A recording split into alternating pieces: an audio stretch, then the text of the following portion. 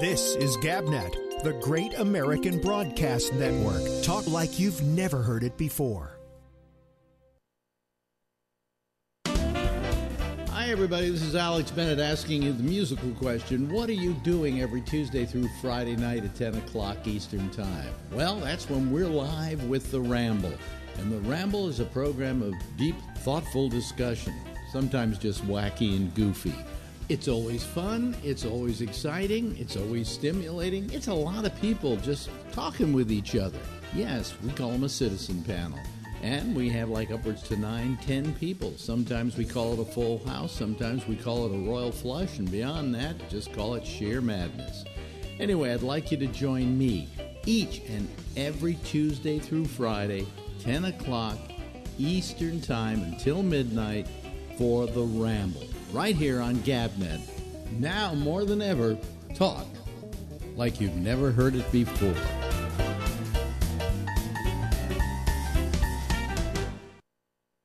Ladies and gentlemen, welcome aboard the GabNet Tour Bus.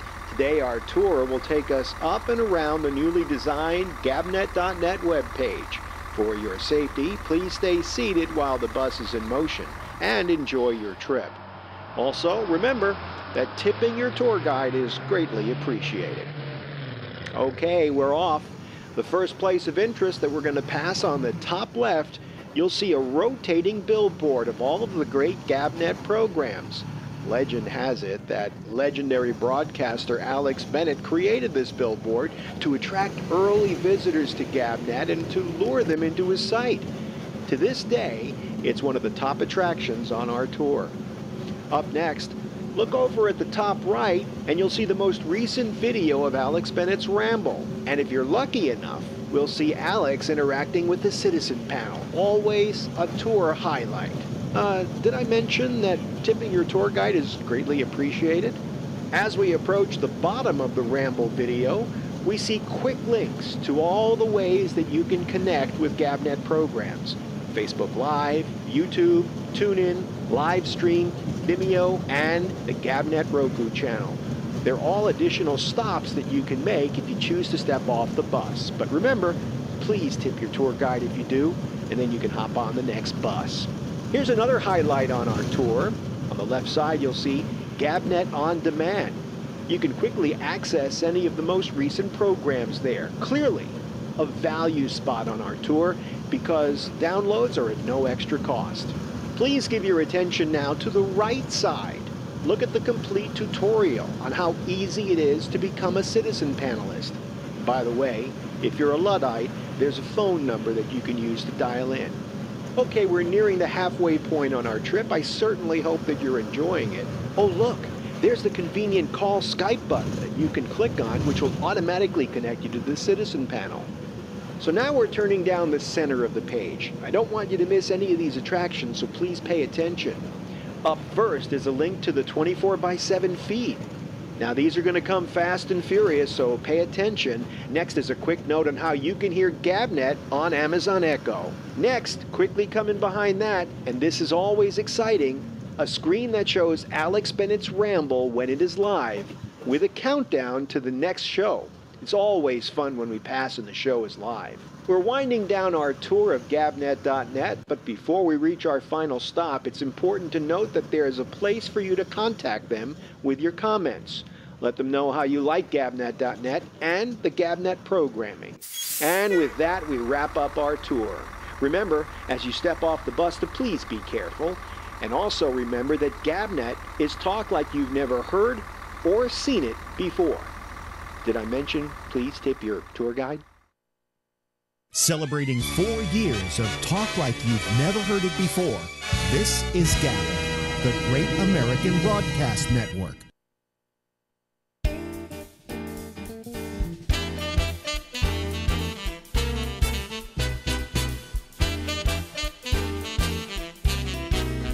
Hey!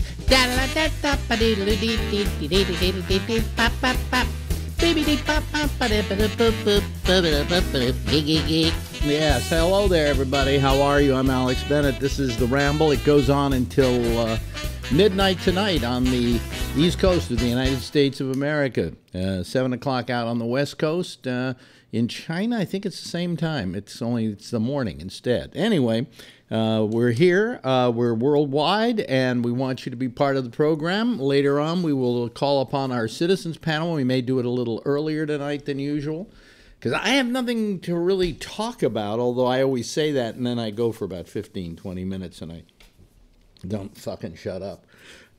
Anyway, let me see. Where do I start?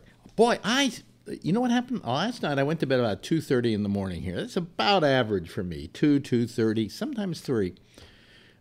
Which means that if I get my 8 hours sleep, I would wake up at 10:30. I woke up this morning at 11:38.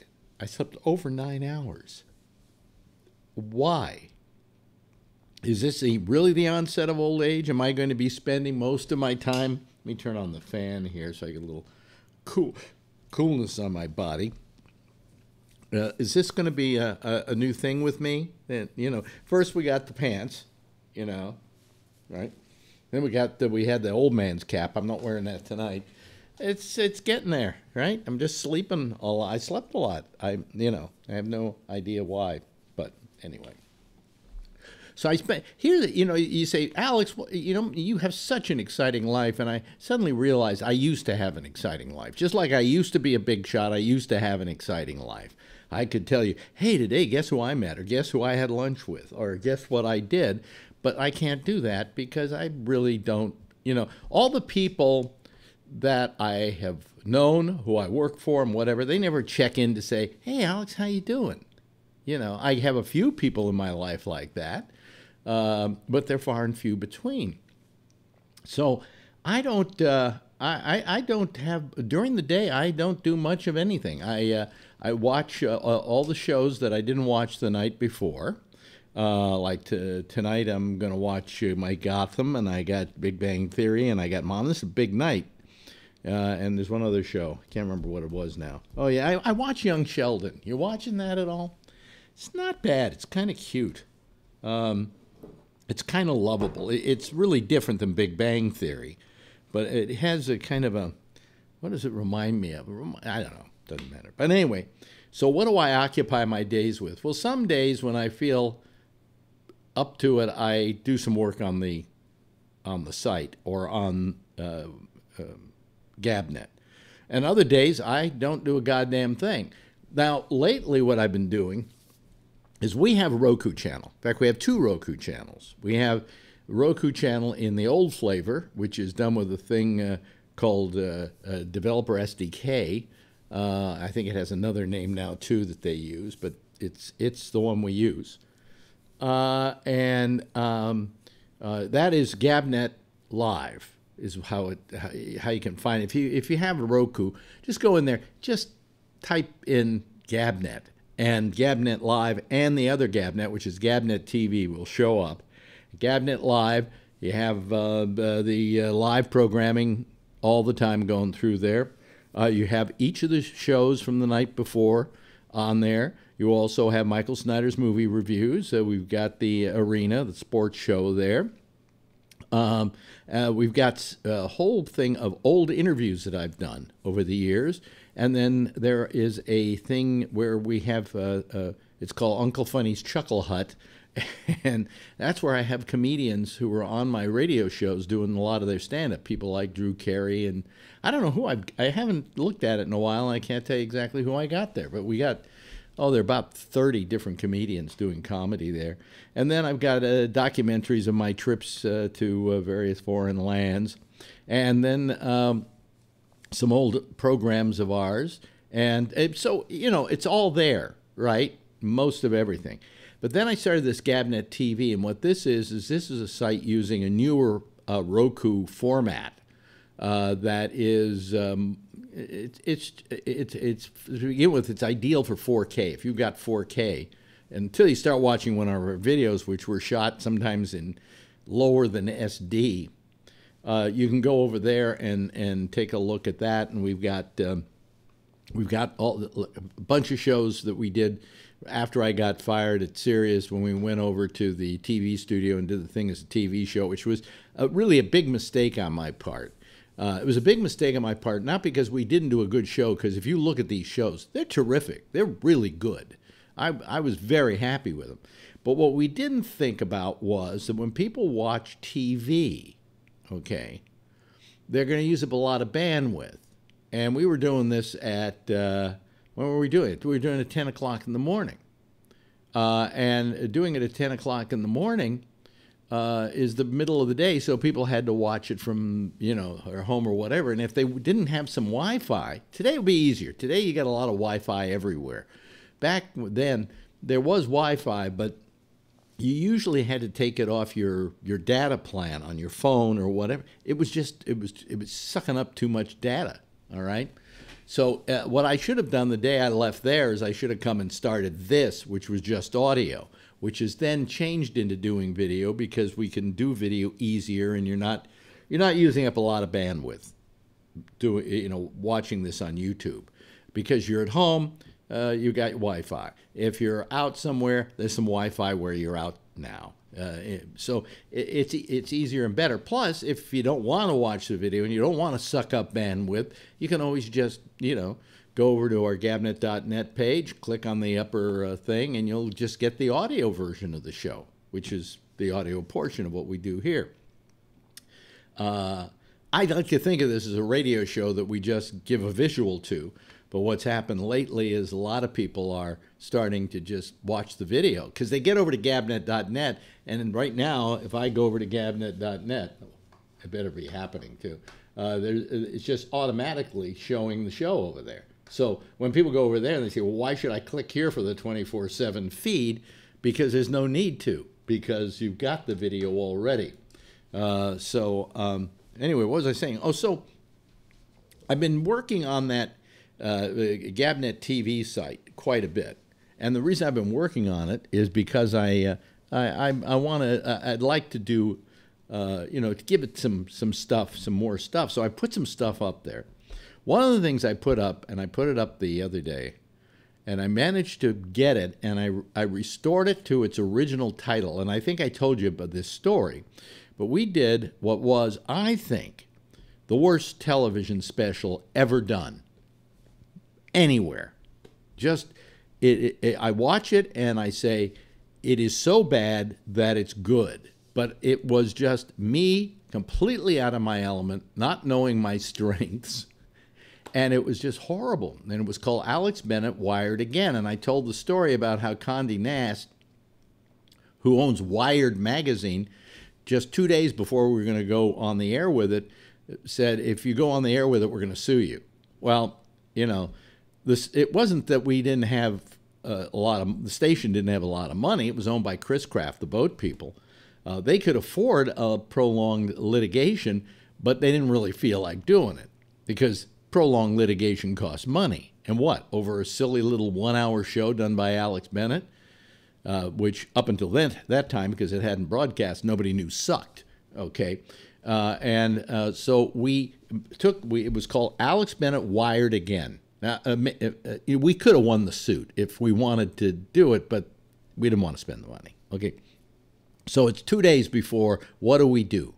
Do we go on the air with it as Alex Bennett Wired Again and feel these people are just like Donald Trump who yells he's going to sue somebody but never does? Or are we going to actually go ahead and, change it? So what we did is we took Alex Bennett, said Alex Bennett, and then it said Wired Again, and we did a scribble where we just, we painted it out. You couldn't really read the word wired, but it was Alex Bennett Again, and a little blurby there. Well, that, of course, pissed me off. I mean, I've never bought another issue of Wired magazine in, how many years was this? This was done in about 91, 92.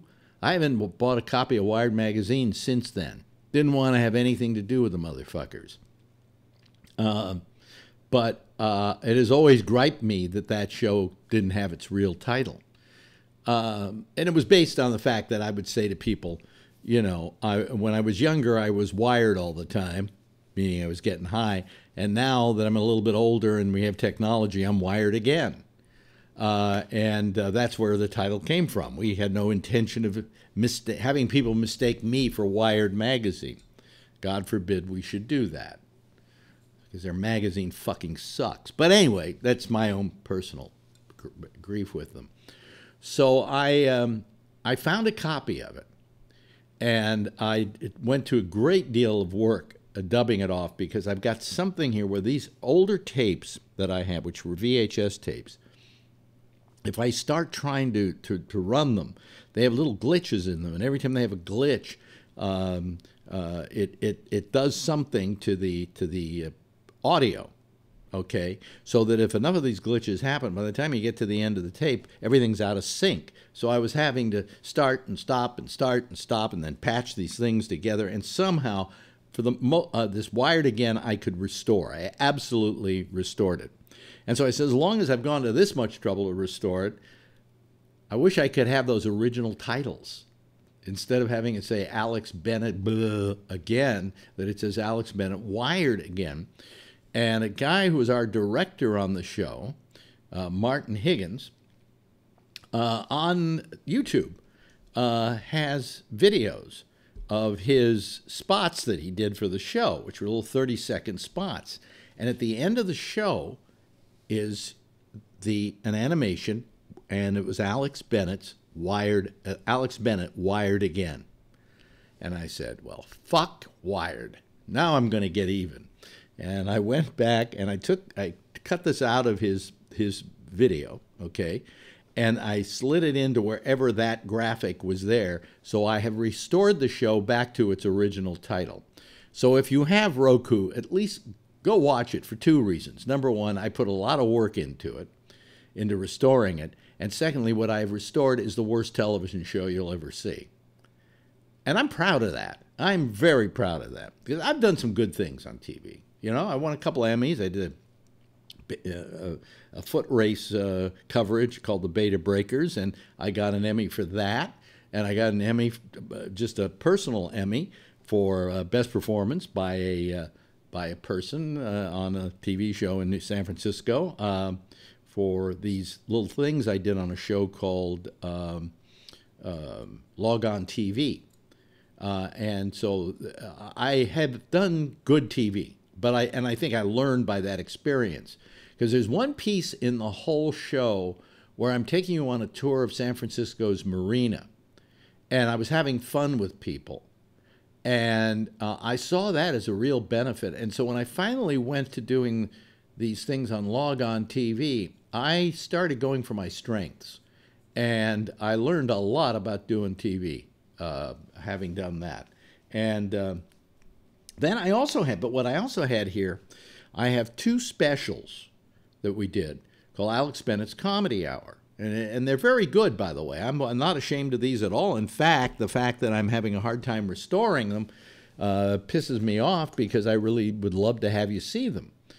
And yet, problem is, the second show that we did, I put it in the machine, and it won't even, the tape somehow is jammed in the cartridge and won't play. So I have to work that one out.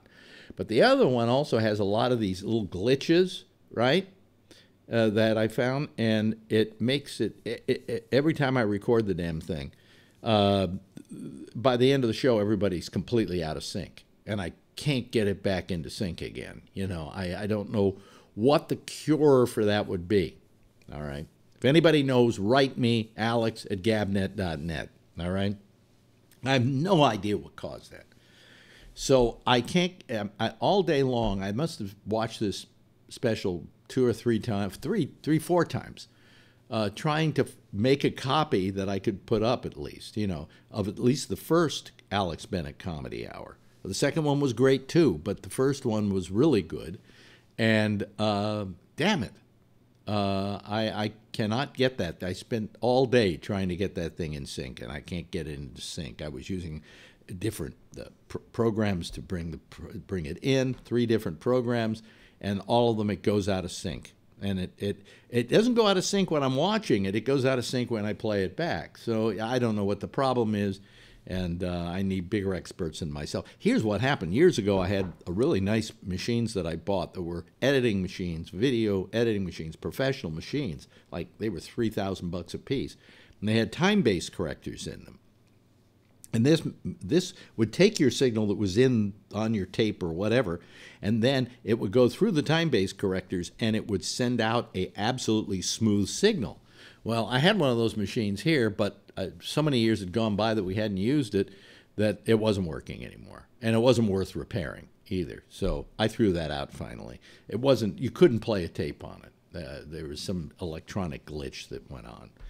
So if I had had one of those machines, I probably could have done this. I probably could have done even the bad one that wouldn't play.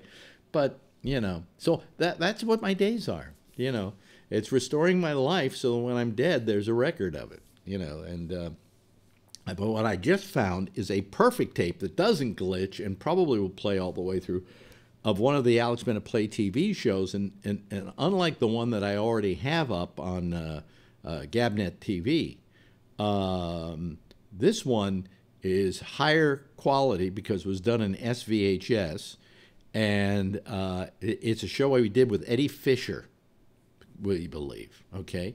And it's a good, clean copy, and it looks like I'm going to be able to at least put that one up in really glorious resolution. So, if you have a chance, if you have a Roku, and if you don't have a Roku, I would suggest getting one. They're only like, God, you can get the Roku stick, okay?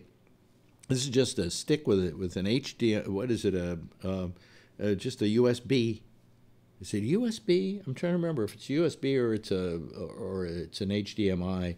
But you simply plug it into the back of your TV set, and you've got yourself a Roku. It does everything the big Rokus do, or you can get yourself and they're like $39, and then the regular Roku is something like $79. But I think they're really worth having. You can play, if you can put Netflix on there, you can put Amazon on there, you can put, if you have HBO and you have Showtime and you have Stars, you can put those on there. That's got all these apps for various things, like Gabnet, okay? So I suggest that. So that's what I did all day. Is my life exciting or what, okay? And let's see here. Oh, yeah, Buddy is still staying here. He's out tonight. He said he might come by during the last half of the show. That would be nice. But I was going to go out and do something. I don't know. Just go down to the store, and I just couldn't get myself to get out. It was kind of a dreary-looking day outside, and my feeling about going out is this. Number one, if you don't use your body, it won't wear out. That's theory number one. But theory number two is, if it's a dreary day out there, why do we need to go out? I mean, I have so much room in this apartment. We're very lucky, that we have this apartment. I mean, I'd be out all the time if I was in like a one-bedroom apartment somewhere. You'd have to get out of there because of cabin fever. But you never get cabin fever in this place. And in this office, I've got all the toys I need to play with and so on. So I just never find myself going out, and I really should. And I'll tell you, I'm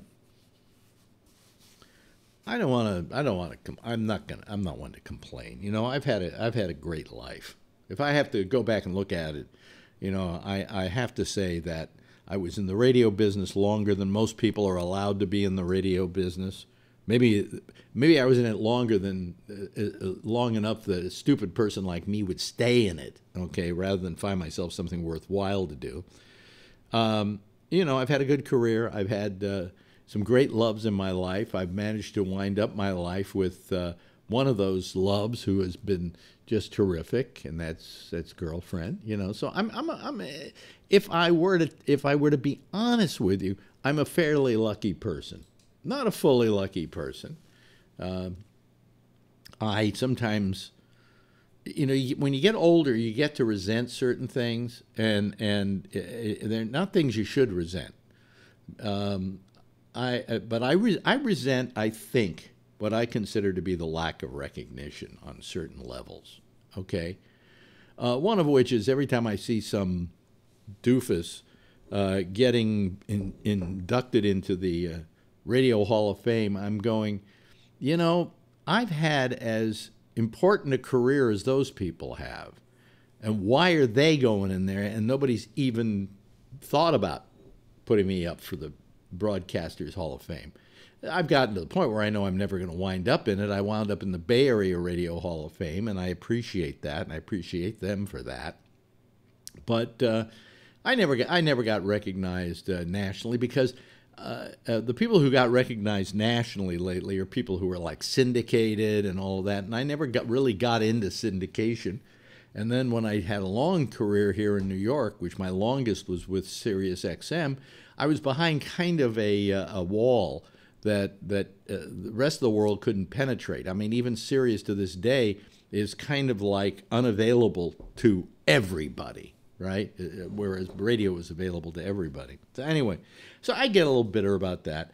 And I was I saw a thing last night. I was watching, and next week when I run an interview I did today with Bubbles, we were talking about Hedy Lamarr, and I don't want to spoil it for you, but last night they were doing a show called, or a couple of nights ago, a show called Timeless. It's on Sunday, and I watched it, and it was about Hedy. They go back to the 1941, and they meet up with Hedy Lamarr, and Hedy Lamarr is a woman who invented something, which when we play this for you, I don't want to spoil it, invented something. She was a movie star, most gorgeous movie star you've ever seen. And she invented something without which you would not have your cell phone today. I'm serious. And because she didn't get recognized for it, and because she didn't renew the patent, she never got rich from it. A lot of people have, because every time you walk around with a cell phone, you're walking around with a patent, or something that was patented, that Hedy Lamarr created. And so when I hear stories like that, and there are a lot of them, you know, there was, what's his name, the guy with television, Philo T. Farnsworth, who was the guy who really invented television. But for years, nobody would believe him, and for years he couldn't prove his case in court, and finally he did, after years and years and years. And now he is, most people say, the guy who literally came up with the first workable use of television. He did in San Francisco, by the way. But he was a Kansas farm boy, and he used to till the fields. And one day, in tilling the fields, he realized he had made all these, these rows. And he said, "What if I could paint something like that across a phosphorus screen?" That's how his idea for television started. But anyway, I went and looked at it, and I did some research. And as far as we can see, I and another guy that I know invented podcasting. Yes, invented podcasting.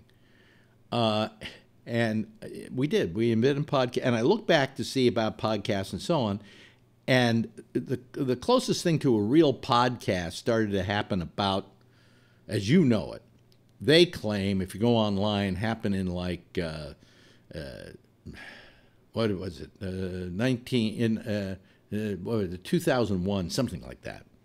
In 1998, we were doing this thing where I was out of work, and so I wanted to do some kind of show. So like I'm doing here, I went on and did a broadcast, but it was recorded because I couldn't do it live. It was very expensive to do it live in those days, and I couldn't do it live. So I recorded it, and then I put it up on my site. And you could go to my site, and you could download the file onto your machine if you wanted to, and listen to it.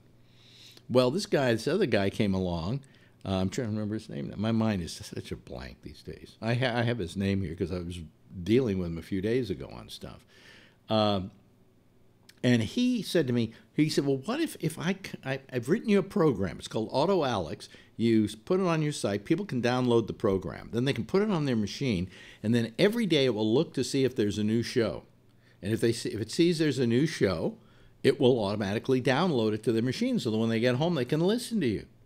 I said, sure. And we just thought of it as a goofy little add-on. Well, folks, what does that sound like to you? Okay?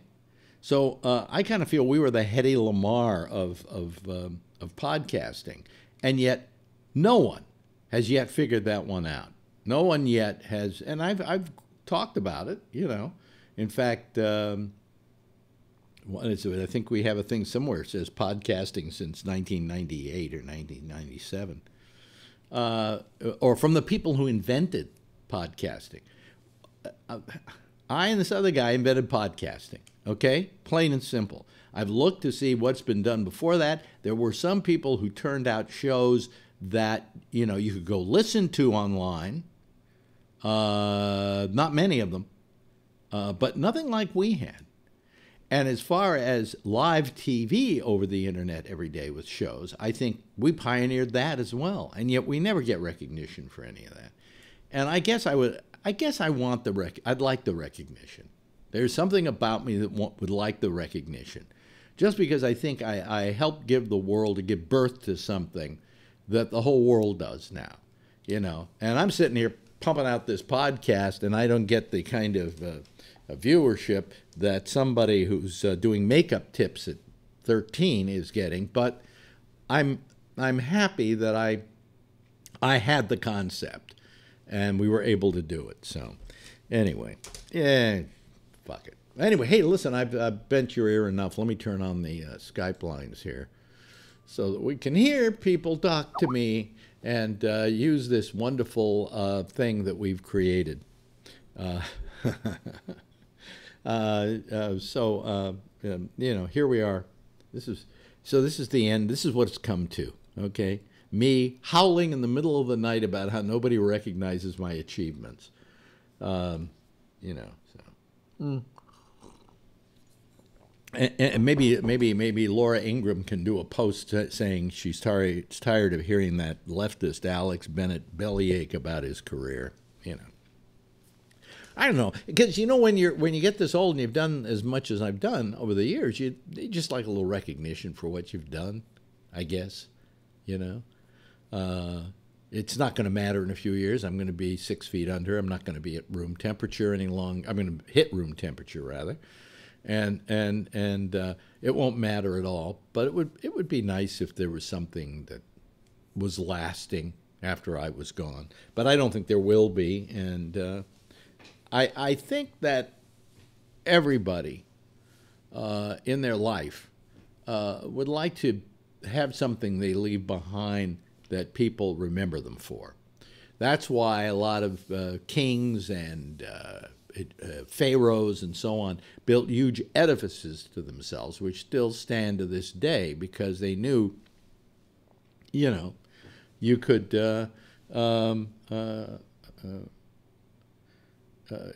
people would remember you through it. And so I guess I'm the same way.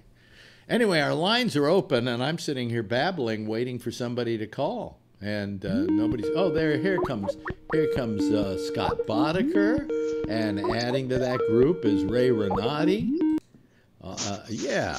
Oh, well, we can hardly see Scott because Scott is in the dark. In here, isn't it? Yeah, it is really dark. Light in my room. I don't know why that's so dark on the screen.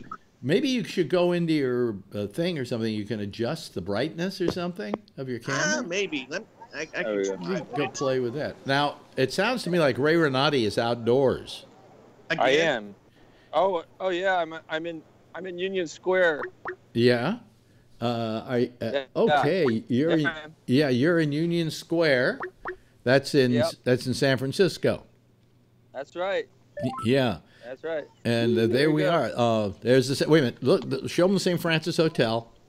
That's where Fatty Arbuckle had his party, right? Is that the St. Francis? That's right. Yep. Yeah. Yeah. That's where Fatty Arbuckle had his big party. That's right. And I also believe, the Palace Hotel was where one of our presidents died. A long time ago. Yeah, but well, why don't you do a widescreen thing for us there, so we get a little more of a. Oh, there we go. There we go. We get a really nice perspective there. Look at that. Boy, Union Square, they fixed it up, haven't they? They've done some work. Oh yeah, they keep doing all kinds of stuff. Yeah. Yeah. And in the winter, they have an ice skating rink right over there. Really? In San Francisco, they have an ice skating rink outdoors? Yeah. Why? Yeah, right there. Yeah. Really? during Christmas time. Yeah. Hello to Bree, by the way, is calling us from Dubai. How are you, Bree? Yes. Good morning, Alex. Hey, good morning. Absolutely. It is morning where you are. So here you got in San Francisco, outdoors at Union Square, we've got Ray Renati, and in Dubai we've got Bree.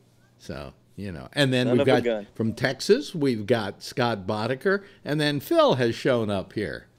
How are you, Phil?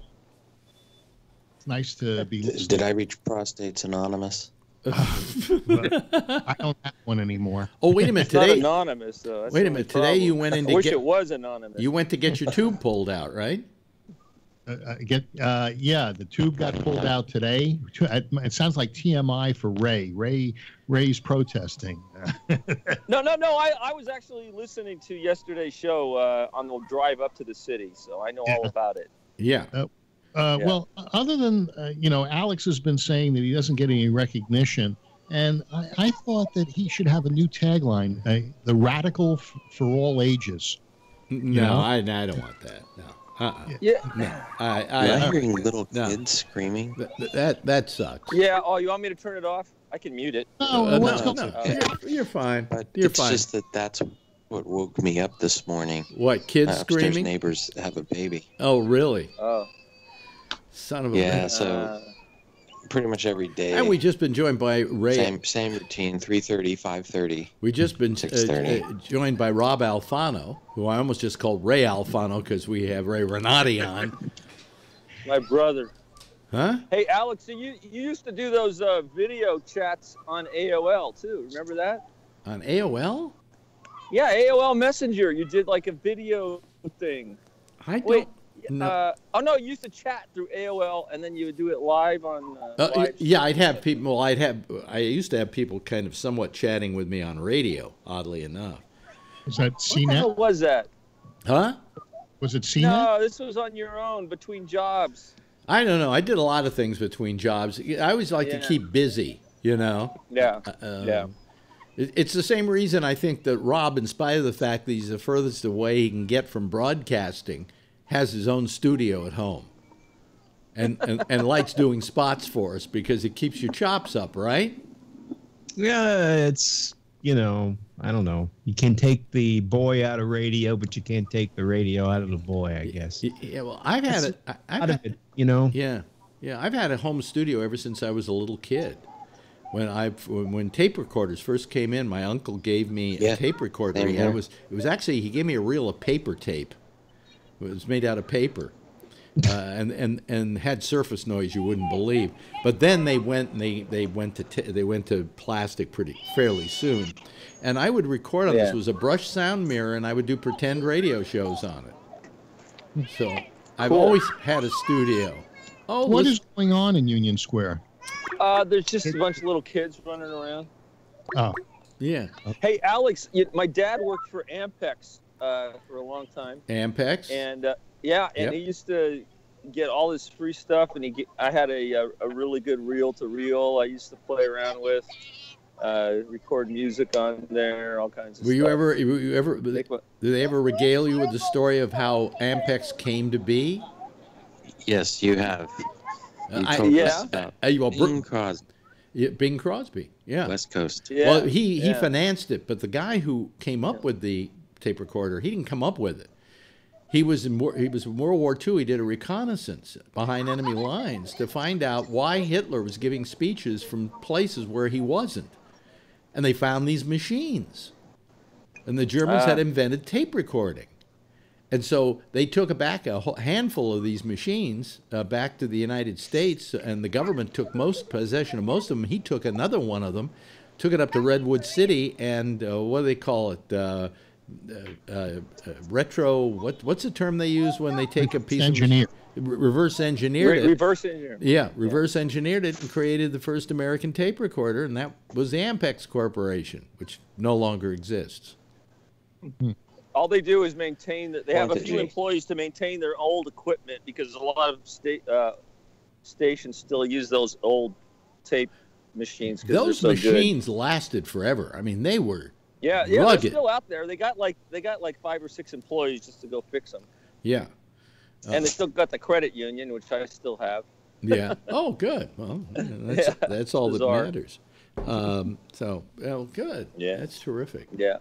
Hey, Ray, we've got people in Hawaii that shine their camera all around and show us whales. Yeah. You want to show us Union Square? He just did. Sure. Is there a way to turn it around? Let me see. Yeah, you can. Yeah, just there's I see. I got it. There you go. Okay. And then that. Yeah. All right. Aha.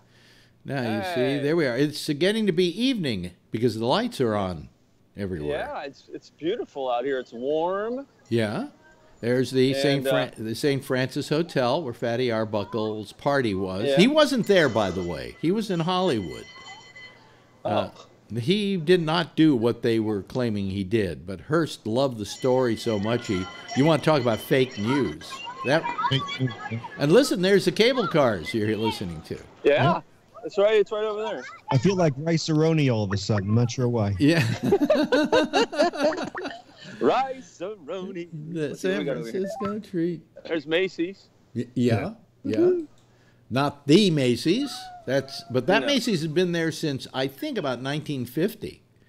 Oh yeah. But that's not the original Macy's. The original Macy's is here in New York. And they used to. Yeah. They used to have a Walgreens around the corner that was huge when I was a kid. Everyone went there, and then they closed it. Wow. Look, wait a minute. We can even see them. Is that the moon we're looking at? Yes, that's the moon right there. Wow. Sounds like a Yogi Berra line. Everybody went there, but then they closed it. Why would they close it if everybody went there? I don't know. But, they've been telling me that San Francisco has these really tall buildings now, but I don't see any evidence there. Okay. Oh, it's too hard to... Okay, there's Salesforce.com building, and you can't see it from here, but it is. It's blocked. I think it's right behind the St. Francis Hotel. No, really? It's behind there. Yeah. You can't see it. It's huge, wow. Alex. It's like you can't even believe it. Well, we have these new pencil-like buildings that are going up in New York. I saw that. That everybody hates. Yeah, they're ugly. Yeah, they got a anyway. On the end. Wait a minute. What are you saying, Rob? I said they're harder to hit with airplanes. Are they really? Well, that's why they make them so pencil thin. I see. You know something interesting? You look at the Empire State Building. I don't know if you've ever paid attention to it, but you notice how it's tiered as you go up? You know why it's tiered like that? Wind? No, they had to do it because the city made them do it, because if they had simply a flat surface going all the way up, it would have cast too big a shadow. Huh.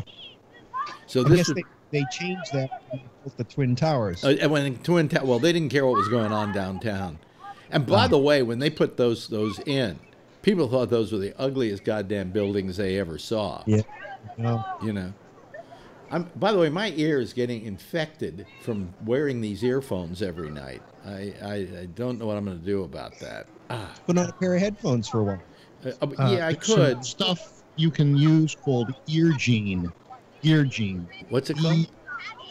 And what you do is you use a Q-tip. You take a little. You put it around your ear, and it keeps it from rubbing. Some people also have issues with silicone because I do those things, those hearing protectors. Yeah. I learned about it from the audiologist and the lab. It's Yeah. called ear gene. I'll throw a bottle in your computer. Don't throw it in the computer. Leave it in the box with the computer. Yeah. By the way, when are you shipping that out? Chances are. What? Chances are. The police are coming after me. Hold on. Yeah. I read a video. You want me to? I can turn it off. I gotta go to rehearsal anyway, so I should hang up. Oh yeah, today's the first day of rehearsal for your plays. No, yesterday was. Oh, that's why I wasn't on. Oh, okay. What theater? It's going to be at the Phoenix Theater, a small theater over in the Native Sons of California building over on Mason and O'Farrell. Oh wow! Okay, nice. All right. Yeah. Well, have a good rehearsal, and whenever you want to, just call us using the phone remotely. I will. Ladies and gentlemen, the fabulous Ray Renati coming to you live from San Francisco. Thank you, Ray. Let me get rid of him here so we can remove him from the group. There we go. Hello, Kevin. How are you this evening? Good evening. So what's the name of this ear stuff again? Ear Gene. What? Ear Gene. I think hang on, I'll show you what it looks like. But what does it do? Is it makes the ear sort of healthy, the skin. Yeah. And it's like I have it just like raw inside from these. Yeah, this will help. Yeah. This will help. And if you use it prior to putting in the foamies or the earpiece, it won't itch. Okay, well, good. I need something to clear this up because it was better throughout the day, and then it started bothering me now. And last night when I woke up in the middle of the night just picking at it, and I woke up and there was actually bleeding a little bit. It's really strange. I'm going to get a bottle. I'm going to stick it on top of the computer so I remember it and put it in the box. Yeah. All right. The only reason I don't wear the big earphones is because, well, they look like I'm wearing earmuffs. So. But I could do that. That would probably be better for me. Where did I put those? At least until this goes away. Well, what? At least until this goes away. Yeah. Well, I have a pair of earphones over there, but I also have another pair of earphones around here somewhere, but I don't know where they are. Oh well. Yeah. I'll just keep this one in one ear here, and I can hear you guys fine. How's everything in Dubai, Bree? Yeah, good. Well, that sounds exciting. It's too early in the morning here, Alex. I'm really surprised that I, managed to call in, because when you shift your daylight savings time, it makes it, an hour earlier. Oh, you don't have daylight savings 6 to 8 time? a.m. Do you ever on for me instead of 7 to 9, which was more civil? Do you ever have daylight saving time there? No. Oh, really? Oh, okay. No, we don't do that stuff. Oh, so that really screws you up, at least for us. Yeah. Because it's what time in the morning now? It is 6:47 a.m. on Friday, which is the start to the weekend. So it's kind of like a Saturday morning. Wow. Okay. Well, I'm glad you're up. Go back to sleep. I'm not, but yeah. Oh, there's the air G. I don't have a choice anymore because the baby upstairs is pretty regular in terms of when she's screaming. But but wait a minute, this isn't in your apartment, right? Right, it's the upstairs apartment.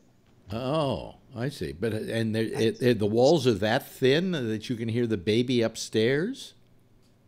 No, the walls are not that thin, but we have a maintenance shaft. Oh, okay. So, yeah, it kind of amplifies it going down. And I have 2 bedrooms that are facing the street, and there's there's like a mini mart there, so and a lot of traffic. So I sleep in a smaller inside bedroom, but the one problem with that is it's attached to the maintenance shaft. No. So anybody who does anything in their kitchen or anything in their small room, I hear it. Yeah. And I think upstairs, they made the small room into the nursery. Oh, okay. Well, I never asked you this, Bree. Are you married? Yeah, I am. Oh, okay. Because you said you had 2 bedrooms. And I figure people don't have 2 bedrooms if they're single, usually. I think he has 3. Oh, no. Actually, here, Alex, that's not true. It's very often the case. I have a guy I know who's got a 4-bedroom villa, and it's just him. It's not based on need. It's just based on sort of happenstance and the contract you sign and what they have available at that time. Wow. Hey, Tony's joined us this evening. Tony, what were you putting around your shoulders? Are you cold? I have the window open because I'm upstairs by my mother's because she's driving me nuts tonight, actually. But I use it's like my little blanket I sleep with. Your mother's driving you nuts. This is getting to sound more and more like Norman Bates every day. Sometimes I think it might be, but she's harmless. But Alex, I don't want to hear about my aunt's problems. They have no problems. Who doesn't have problems? Oh, my aunt's fighting with my uncle. He's cheap, Alex. The guy's cheap. And she says he's a cheap bastard. So my mother, by the way, let me just say for people listening around the world, This is the essence of New York. Yeah. Tony and his mother's complaints about her Barbara sister. hates my uncle, which she's right, Alex. Huh? My Aunt Barbara can't stand him because he's so he's just, Alex, you would vomit if you met the guy. I just love this. I just love this. So my mother's like, you got to hear what she's talking about. So I got the thing that you have, Alex. You know, the Alexa thing that you could, because my mother has a hard time dialing. So now she can just say, Alexa, call Aunt Barbara. And then the number comes up. Don't say that word, please. Oh, it goes off. Yeah, in his house. Yeah. Well, no, First here, was let me tell you, I know somebody crazier than you are about Alexa, Bree. My friend Shecky. He got himself an Alexa. Oh, yeah. And he decided he really liked it. And then he decided to get then a bank said, if you get our credit card and spend $500 in the first month, we'll send you a free Alexa and one of the dots. So he did that. So now he's going to get two more, and then he decided to get an Echo Show. Oh, I love it. Oh, I have two of them. I have that Echo. On sale now. I have the Echo Spot. Oh, you got the Spot? I love the Spot. I love it. For years I've had a clock radio next to the bed, and this thing is so much nicer and better and does more things. Yeah. Yeah. So. Yep. I heard the price of the Apple thing's coming down. Better. One coming out. No, they're too late. I heard it's good. And everything else. No. What's good about it? Tell me what's good about it. Hey, I'm just miming the Apple people. Well, no, but what's good about it is it has great sound, supposedly. But mono. Okay, you got to buy two of those things to get stereo, and they're not yet set up so you can use two of them for stereo, and that would cost you $600. All right? It only uses Apple stuff. It's not as wide-ranging as Alexa. Alexa is $79 for crying out loud. Ugh. Well, Stop. I discovered that my Apple TV, as I was laying there and not able to get the stations that I get on the Roku, all I had to do was press a little button on my phone, and I could watch stuff on TV that was on my phone. Yeah, of course. You never knew that? By the way, we refer to her here as Lexi. Lexi, I see. Well, the reason I have changed her to respond to the word Echo is because I don't want to say Alexis a lot. Because if somebody says Alex is, next thing you know, it's bad enough that every now and then my Spot in the bedroom responds to something that was said on television, and it's almost like a lady with Alzheimer's. The other day I was in the middle of a sales call. I had customers on the phone. I'm in my office, and I've got one of those Alexa, I can't think of the name of it. You press the button, but you can also, I've disabled that, not the tap. The tap, that's right. And all of a sudden I was talking and I'm doing my spiel, and all of a sudden Alexa goes, and everybody went, what the hell was that? Really? This gave me like the raspberry. I couldn't believe it. I was like, what the hell is that? Oh, my mother was calling it Alexis. Well, she was laughing. Well, I mean, the thing is that with the thing, it hears something on television, all of a sudden it'll go, well, I don't know if I can exactly respond to that, but it seems like that happened in 1975. What? Well, they're going to do the trivia. I'm going, I don't even know what the question could have possibly been. There was nothing on television that said Echo, Yeah. I think it's cool, the invention, or I like it. Yeah, but I mean, I'd put one in here only, I would rather not have something go off on me like that. Is Alexa suing Trump yet? Oh, Alex, did you see what he's doing, this son of a bitch?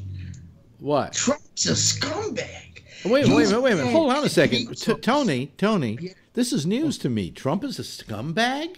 Oh, sorry. How did you say that, Tony? Oh, I have to tell Alex this. Alex, he's mad. My brother told me this, and I was talking to Phil. Trump is mad, Phil, because he owns the Washington Post, Bezos, I believe. And I found out he doesn't like the articles that are being said about him. So now what does Trump do, Alex? He twitters how bad Amazon is for companies, and they're a monopolistic company, and he might want to bring them up on charges of antitrust. This fucking guy's a shitbag. Man. To begin with, wait a minute. To begin with, what Trump said What did he say? Was patently wrong. He was completely wrong. Tax? What? What about the sales taxes not Wait a minute. I got news for you. I pay sales tax on everything. Pay sales taxes. Yes, so do I. When you order Originally, Yeah. we didn't. Alex, Yeah. you order XYZ through Amazon, and there was no sales tax on it because it came from some third-party Well, because supplier. they're dealing with a third party, and you got to deal with that third party. But so far as Amazon is concerned, on anything sold directly by Amazon, they collect. They collect. They pay. They collect taxes from you, and they pay the applicable taxes to all the states. So they are. But they did. They're doing their part. Right. I was a member of Amazon. What did you say, Bree? Since they first started. I've been a customer of Amazon literally from like the first day they started. I've got to be one of the first. Too bad I wasn't one of the first stock owners. That would have been better. But you did pay taxes for the first several years. You did. There was no tax on internet. There was no tax due by the seller on internet transactions for many years. Right. But what happens is if you buy something on the internet and they didn't charge you the tax, you're supposed to pay the tax. You're supposed to pay it. Have you ever done it? Well, Who has? How would you keep track of all that? But what you're talking about are the third-party sellers that they sometimes represent, and it's up to those third-party sellers to charge the tax, not Amazon, because Amazon has no way of paying those taxes because they but you want to force them to, I guess, through their agreement to make them charge the tax and no, but they're not. They're acting as a third party. These people are third-party sellers and not Amazon. Anything you buy from Amazon, that was a mistake. You know what the other big mistake was that he wrote? Yeah. They're getting their deliveries cheap from the post office. Oh yeah, did you hear? I heard that. Yeah, that was patently wrong. Number one, the post office, in order to get their business, had to, like any of those other companies, UPS and FedEx, bid for their business. And if they gave them the right price, they went, okay, we'll start shipping through you as well. Let me tell you now, I do not get a single piece of package delivered to me by the United States Post Office from Amazon. I do. You're probably going to get this computer. Anything that comes in. Wait, hold on a second. First Rob, then Jeff. Yes. Anything that comes in an envelope, like I just ordered a bunch of coffee filters. Melita coffee filters. Those will come in an envelope, and they'll come via U.S. mail. And the thing that aggravates you about it is, because we're so used to seeing it by the door, there have been days when I'm like, where the hell is it? Because I don't check my mail every day. Right. And it's in the mailbox. Well, I had so much trouble with the United States Post Office, I complained to Apple. And Apple said, well, it looks like you've complained a lot about this, so we're going to give you the option. You can opt out of USPS, and we'll send it UPS or FedEx. And I said, fine. And since then, I've never gotten anything that I ordered. I think maybe one or two things that came directly into the mailbox because they were mailed through there are certain items they say they still have to mail through the post office. So which one of those services do you prefer? I prefer UPS. All right. Yeah. They also do what they call post assist. They'll start it in UPS, and then it gets to the local post office and ends up in the post office, and then comes to you. Well, my local post office is so fucked, Kevin. Oh, ours is screwed up too. It's that I asked to not have that happen. And what happens now is those small packages that can fit in my post office, my post box, do come by USPS. But any box bigger than that, it's in front of my door. You know, yes, Rob. Yeah. What's the post office saying? Neither rain nor snow nor sleet nor what is it? How does that go? Neither rain nor sleet nor snow will have us deliver it anyway. You know, well, I mean, I've got a postman who, God forbid, you know, we have the mailboxes that, you know, the old-fashioned ones that are out on the street. Yeah. And they go to each house, right? Right. The other day, and anytime you don't park if there's a vehicle parked in front of your house that's too close to your mailbox, they don't deliver the mail. Right. They'll do it in rain, snow, sleet, or anything, but they won't get out of their fucking truck to put the mail in my mailbox. They just and my question is, why the hell did we put the why the hell do we put the steering wheel on the other side of the car for those post office trucks? Because so they can get out on that side of the car to deliver the mail. No, that's the side the post boxes are on. If you're on the that's what I'm saying. Yeah, but they don't have to get out then. If it's 3 feet away, for the 3 feet that he could pull up to my curb, because my mailbox is really right next to my driveway, and there's never a car parked in the driveway or in front of the driveway, he'll go right by it because there's a car parked in front of the house too close so that he can't get close enough to the mailbox. Well, I had the problem with the post office not delivering stuff and then sending me a message saying nobody was there, and I was here. When they tried to deliver. Oh, yeah. They didn't even ring up. Time. Yeah. Now, Amazon, they leave the package, but they knock on the door a couple of times. Yeah. Boom, boom, boom, boom. They leave the package. Even if I was standing at the door and opened it, the guy's gone by the time. Of course, but that's a courtesy. That's.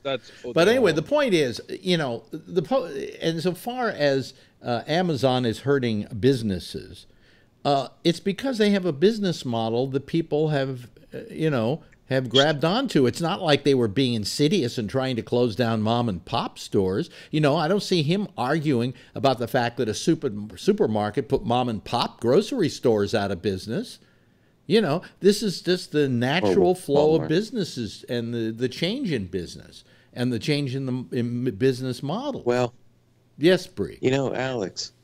Well, Oh, wait a minute, Jeff. Wait a minute. Let me say something, Bree. Can you hold on a second? Because I said Bree. I said Jeff was going to be next, and then we'll go to you. Okay? Yes, Jeff. Okay. Sure. Okay.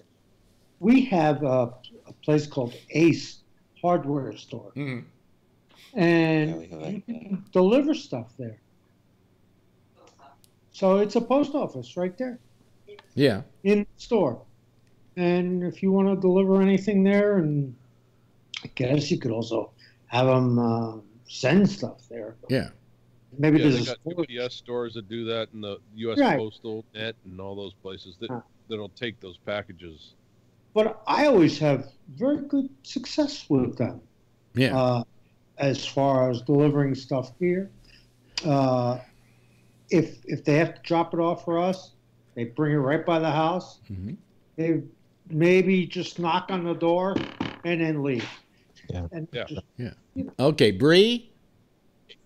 Okay. So, I understand. I love Amazon. I love its convenience. I love that I can look up prices for things whenever I'm shopping somewhere. But at the same time, I also understand that it is possible for one business or one company to become too large or too big, and such that it kind of becomes a monopoly. Right. In a certain way. Else out of business, and then they start raising their prices. Well, first of all, Phil, you're talking about Amazon like they make all the products they sell. They don't. They are simply a reseller. They're a giant department store. They've started to.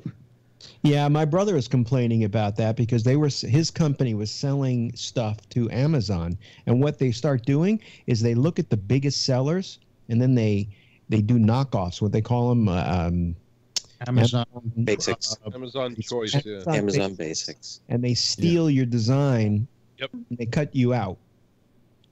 Yeah, and what they also do is they will go to some of them and they say we become part of you, you become part of us, or we don't distribute you.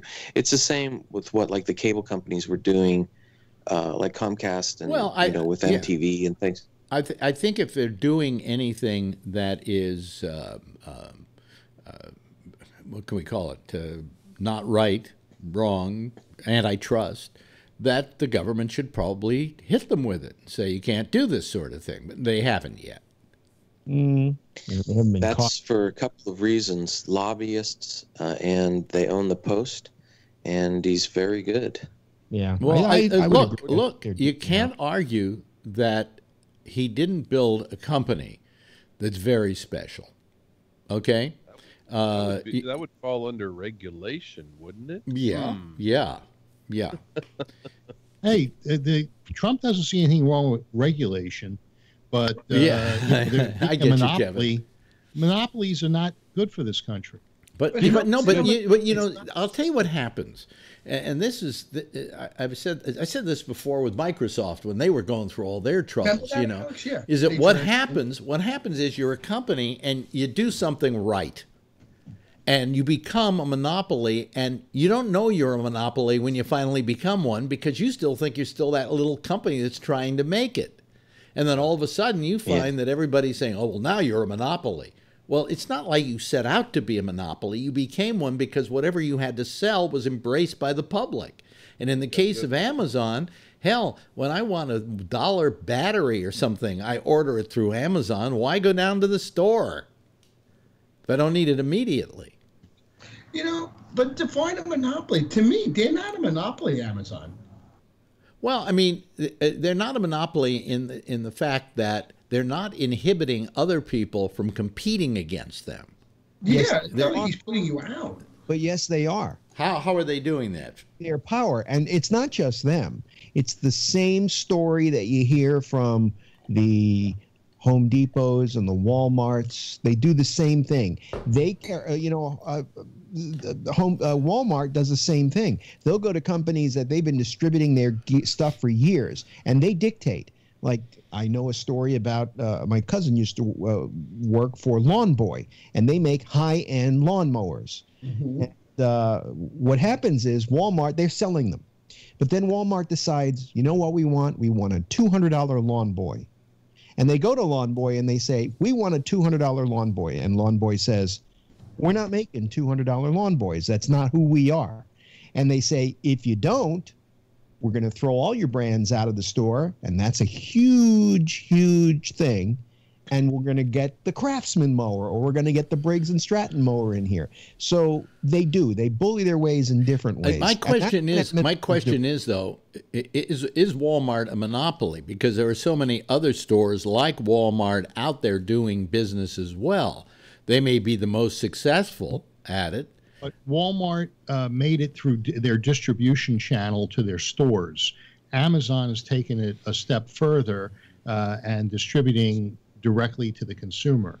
So, well, here's the question: who is the competitor for Amazon? That's what I'm saying. There isn't one at the moment. Everybody, every place you can buy anything you can buy on Amazon. But I'm saying online. Well, I'll tell you something. I learned my lesson a while back when I bought a TV set, and I bought it on Amazon because it was a good price. An LG 3D. You know, it came here, I opened it up, and the screen was smashed. All right? Well, I called them up, and it came from one of the third-party sellers, by the way, who did tax me. They did add tax. They might have been in New York. No, they weren't. No, they just decided to charge the tax. But anyway, they immediately came and picked up and took it back. What I did is I looked at Best Buy, and they were selling the same TV set, and I could have it delivered the next day. And I knew that it was going to come from down the street. And so I went through Best Buy, and they came in and they installed it, which the Amazon one didn't do. And they made sure it was all working, and they took the box away for me and the whole 9 yards. And since then, on a lot of items, electronic, if they can meet the same price, I would rather go down to Best Buy and just get it now rather than waiting a couple of days. Yes, Bob? Yeah. Walmart now is starting home delivery. Yeah. I've seen ads where they're, even on TV, where they're saying they'll deliver to your home now. Right. Whole Foods, too. Well, Whole Foods is Amazon. Yeah, now it is. Oh, yeah, he bought them, yeah. Yeah, but the reason they bought Whole Foods was so they could start delivering food to homes. I mean, you see, it's like and they bought our online shop here in the UAE. It's called Souk. Souk is the name for like a shop or market bazaar. Yeah. And we had souk.com, SOUQ. You can look it up, and now it's owned by Amazon. Yeah. Yes, Tony. Well, here's a question on Amazon with the third-party sellers. I know some comic guys who sell books on Amazon, and if you think about it, Amazon, they tell me, I think gets 10 or 12% of the sale, Alex. eBay gets like 9 or 10%. So really, it's giving people another avenue to sell stuff. So it isn't like, he's got to get his cut. You know what I'm saying? And you have to be an Amazon member and pay like a store fee to sell books. So if you really think about it, it's not hurting all the small people. It's actually helping some people. Well, it's giving, if you are a small manufacturer, it is allowing you a form of distribution internationally that you never had before. Bob. Another rumor I heard, I don't know how true it is, but the Toys R Us is going out of business, and I've heard Amazon wants to buy the buildings to use for whole. Oh, yes, really? Yeah. Hey, Tony. Yeah. What would happen if Amazon started getting into the classic comic business? Well, he's not. He's ready, but he really is, because he wants you to sell on his side, because he doesn't care if you sell a book for $1,000. He gets 10%. So sell all you want. I'm getting my 10%. He don't care. He's already in it. Bezos doesn't care. I just want my 10%. Think of what this has done to small. Think of what this has done to small authors. You can now e-publish using Amazon as your sales point, and so people are selling books who normally couldn't even get a book contract. But you don't get any real money. How much money are they making on those books? Well, it's whatever they want to charge for them. If they not a lot. All they're going to charge. I have a couple books on there. Yeah, if you charge like $2, no, you're not going to make any money. But if you can get something going that's fairly popular, I think you could do okay with it. All I'm saying is that for yes, I mean, we don't like, we always hate the company that's brutish and terrible and so on. I don't think Amazon fits any of that. I think Facebook is far more egregious these days. Yeah, they've been selling our shit out. Yeah, our private things. I don't know, Alex. You remember the New York Times had an article about Amazon employees and how they were treated, especially during holiday season? No. Yeah, there was a big expose. This was like maybe a year ago, and there were some pretty outrageous things that were, said in there. That's why I have everything Amazon. I was one of their first customers. But I don't like to read those things, and I wonder that at a certain point that when you become the behemoth, that you have certain practices that I don't know may not be good. Well, yeah, but these are practices that, as I said, it was like with Microsoft. I think Microsoft had become a monopoly, but they didn't realize it. Because they still remember when they were working out of a small building somewhere, and so to them the company was never a monopoly. But there was a point at which they had responsibilities they never had before. They put their programs, their proprietary programs, they put them in the operating system, and other people couldn't get their programs on in the operating system. They couldn't get it on in the operating system, but I think that Apple, rather Microsoft, was not completely wrong in what they were doing. It's their operating system. I got to put you on my dashboard. Well, wait a minute. That was what the monopoly was. Netscape. Wait a minute. But the point is that they felt that the browser was going to be an extension of your machine. In other words, if you have a Finder up there, showing you a whole bunch of things, and you type in an email, a web address, it will go to the web address in that Finder. That's what they felt was the need for them to be able to have all in one under the roof. You could still have Netscape if you wanted it. You could still have any of those other doofus Wasn't it Netscape that went after them? Yeah, because he wasn't on the desktop. And where's Netscape now? They're out of business. And where's Microsoft now? No, you don't use their Explorer anymore, but they're still doing pretty well. But Alex, here's my beef with it. Say if Alex creates an operating system, right? You create the operating system, and then they come to you and say, you know what? You got to put my browser on your operating system. I'd be like, Alex, why are you going to do that? It's your OS. It's your creation. You're going to tell me. Well, it wasn't like, it was, and Bob's got his hand up. I'll go to him in a second. The fact was that nobody at Microsoft was saying you can't put Netscape on your desktop and use that as your browser. They just said that Microsoft Explorer is coming along with it. And it wasn't like they were selling Microsoft Explorer. It's not like anybody was selling Netscape. They were all free. They felt there was a fair advantage. That's what they felt. They felt like wanted to be on that desktop. I think. Wait a minute. Let Rob talk. Hold on. Let Rob talk. Yes, Rob. That everybody was going to use IE because it's built into the OS. So why download Netscape or Mozilla or any of the other browsers at the time? So they felt they had an unfair advantage. That's what they wanted. They didn't want it to be part of the OS. In fact, that's the reason why Microsoft had to stop putting Java engines. They used to automatically put Java. Yeah, right. They had to stop because it's that same situation. And so now you have to download it. Bob Eberth. Basically, the best thing Internet Explorer or Edge is good for is downloading another operating system. That's right. That's what I think they get used the most for is you get your computer set up, you go on to Internet Explorer, and you get yourself a good browser. Well, Edge, when I got this PC, or when this PC came and it was clean, okay, and the operating system was in it, it had Edge in it already. Is it good? No, I never use it. Because I immediately download Chrome and use Chrome all the time. Oh, yeah, Chrome is good too. I got that. They're not standardized HTML, that browser, and that's the problem with it. Well, the problem with all browsers is they're all different. I can tell you that as someone who produces a website. My website looks different on different formats, and I have to compromise in order to make them look similar on all of them. Right. On mine, if you go to gabnet.net and you click on the thing that says click here to hear the 24-hour stream, on Chrome it puts a little player up in the top of the screen, and on another machine it puts another page that takes up a whole bunch of space. On others it doesn't even work. Okay.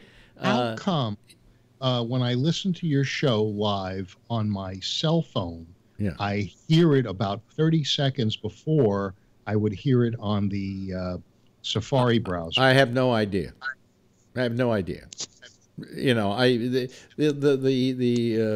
amount of time it takes for the signal to get out. Sometimes I find I have two machines playing the show. One is using Safari and the other one is using Chrome.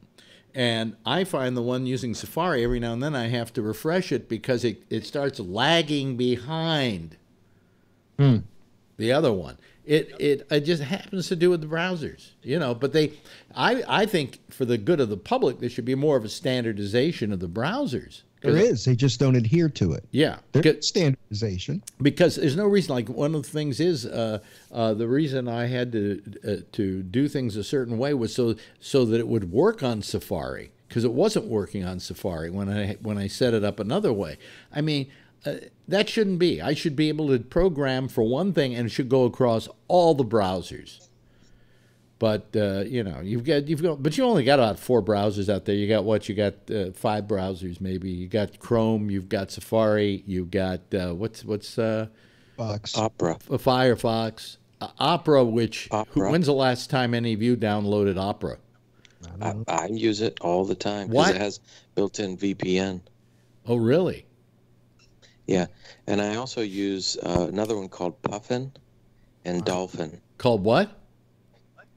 I use Puffin on my iPad because it can play, Java Flash or whatever. Yeah. And then I use Dolphin on one of my mobile phones.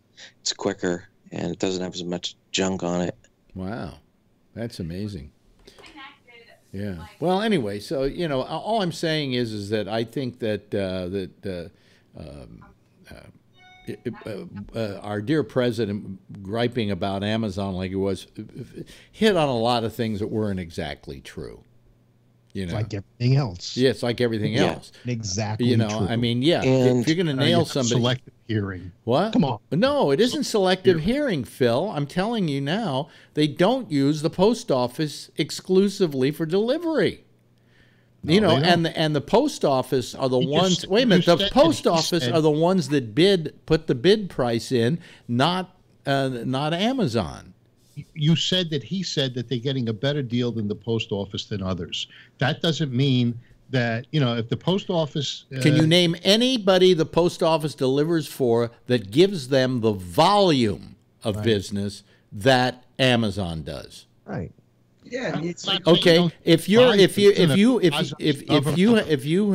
a business and you have a frequent buyer, a person who buys a lot of stuff from you, you're going to give them a bigger break than you're going to give somebody who comes in and just wants to buy one of something.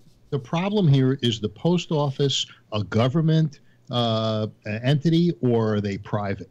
If they're private, then you can negotiate. If they're the government, hey, everybody, but they all negotiate with the post office. With Amazon, they say, here's what we can give you. Here are the prices we can give you per package, and that's how they bid for the business. And it's Amazon as a business can say, well, look, we don't want to use the post office; too expensive for us.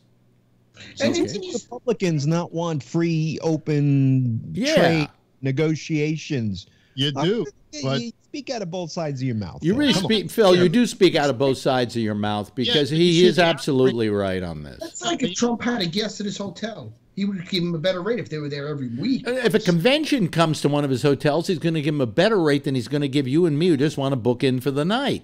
And then we sleep in the fucking closet. It's a government entity. It's a private concern. Yeah, but it's no different than bulk mail.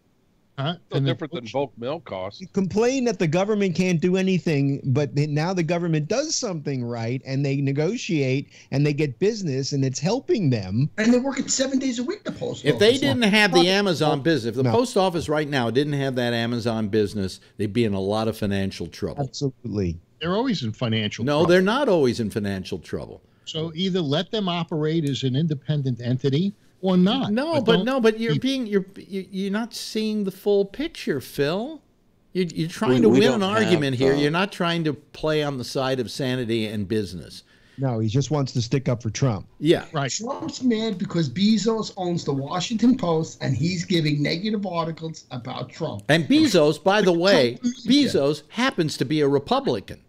That's funny, and he hates Trump. I love it. We don't have a mail system here. What were you saying, Bree?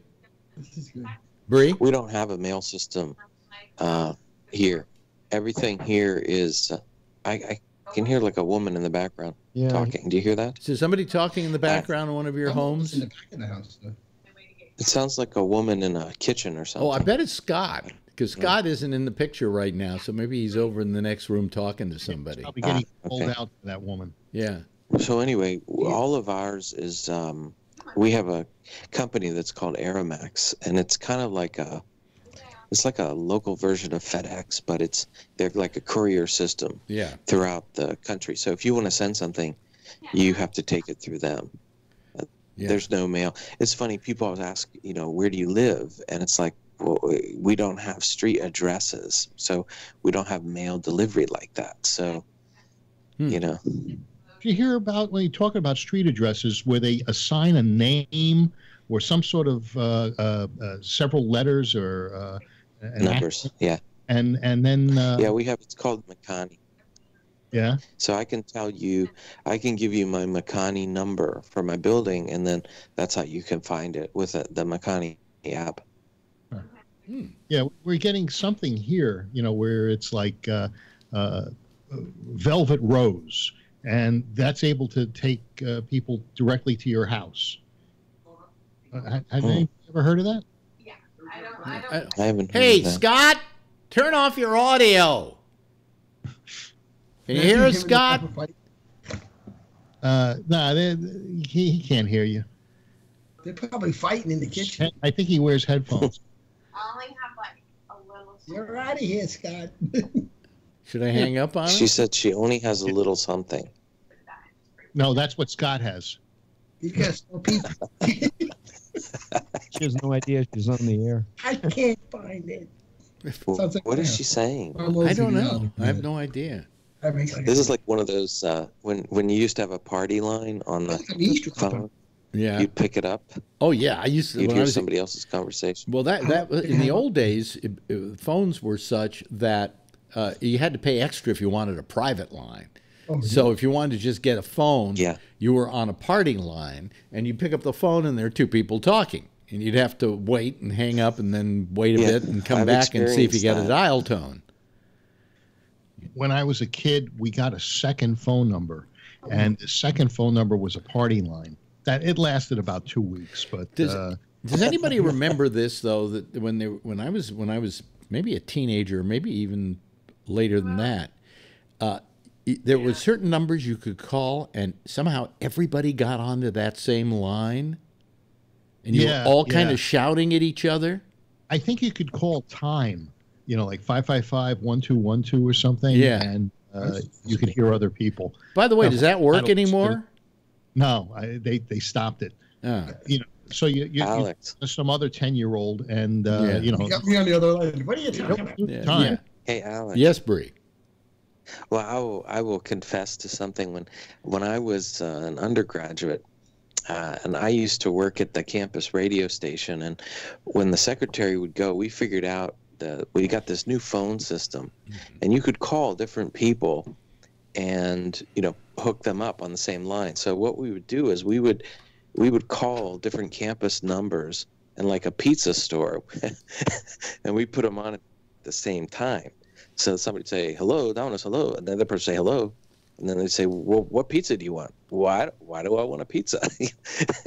And we would do this to like every business and every person. And you get some very funny interactions when people don't know that they didn't call each other. Oh, Scott's back, by the way. Scott, whenever you go away from your machine, put it on mute because we could hear the conversations going on in the background. I didn't think we were talking that loud. Yeah. She has a small something.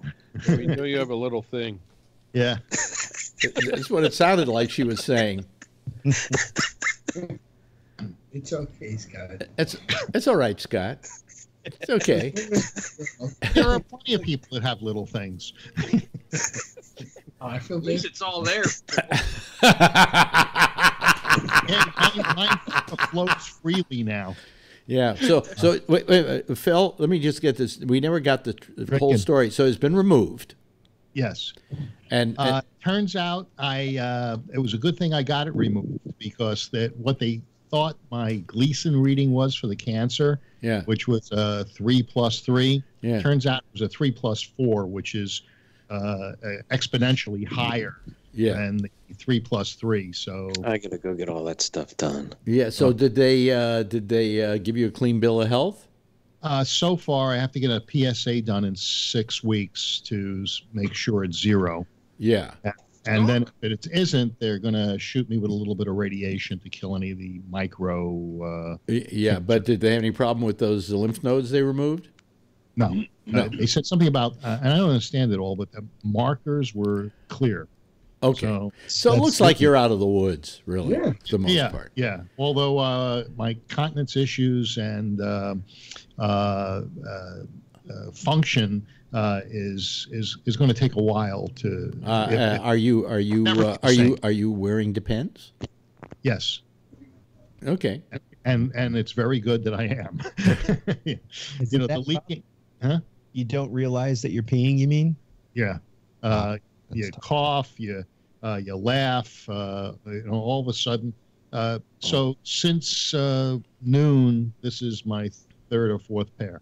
Wow. But it gets better. Yeah, but that's going to be a major expense for you. Is it tax deductible? No. Oh, I see. Okay. Is it covered? But Amazon delivers that. Amazon delivers, though. You're very lucky, so you can just tell them to keep sending you about 20 pair every 3 days. Let's all tell Phil a joke. Are those covered by insurance now? Not to my knowledge. You should. It's a medical thing. You need it. Yeah, but you know what? It's like if your doctor takes you to go home and take 2 aspirin. You can't take off the aspirin, even though it is being used for your medical thing. It's generic. The amount of medical expense has to be much a greater percentage of your income before it's tax deductible. It has to be greater than 10% of your income. No, I don't even mean tax deductible. I mean, isn't it covered by your medical insurance, the purchase of those adult? Mine is. Really? That's one thing they'll give me plenty of. What, Depends? Yeah, you would think like Panadol or aspirin or. Oh yeah, you know. yeah. Well, the interesting thing is they gave me Cytofil, which is generic Viagra. You laugh, but what they want to do is they want to get more blood. Cytofil. Is Cytofil? You know, Cytofil. I forget the actual name. Well, no, it's the generic Viagra, because Viagra went generic about a year and a half, 2 years ago. Well, I gotta. So what they say is, you know, for the to get more blood to the penis area, you know, because of what I've been through, they want to funnel more blood there. So they tell you to take a 20 milligram, whatever it's called. Cytofil, generic Viagra, daily. Now, so they gave me a month's supply today. It was $5. Wow. And I remember paying, I don't know, $400 for. Yeah, 20... well, to begin with, this is the generic. Yeah. What's the difference? It's supposed to be the same. It's the same. You know, I mean, Viagra, probably, the people who make Viagra will probably come out with another version of the drug, and all they have to do is change like one molecule in it, and they get their, you know, thing back. But I do know that, for instance, Cialis is very expensive. I had to get a what do you call it, a special, whatever. You have to get the doctor to write write them and say, here's why you need it. But it was they were going to charge me, you ready, for 3 months worth, $1,500. Right. And now for 3 months it's $125. And it's still, but that's still the most expensive drug I'm using. All the rest are amazingly cheap. You know. Well, yes, Jeff. I'm paying about $70. Yeah, I'm paying about $41 a month for it now. You know, for the Cialis, and for the Rovastatin, which I was paying $35 for, I'm paying something like, I don't know, $10, $15 a month. Now, Marjorie was saying that she was concerned that she couldn't get certain drugs that she had. Well, no, it turned out it's not a problem. Oh, that's great. It's her pain medication, but she has a pain doctor, and he didn't have to ask for special conditions or anything, because there's a generic of the pain drug that she's using, which is, forget what it's called now. I took it when I was in the hospital. Heroin? Dilaudid. Dilaudid. And it's generic Dilaudid. And I went down to pick it up for her the other day, and how much it cost her for 3 months' supply?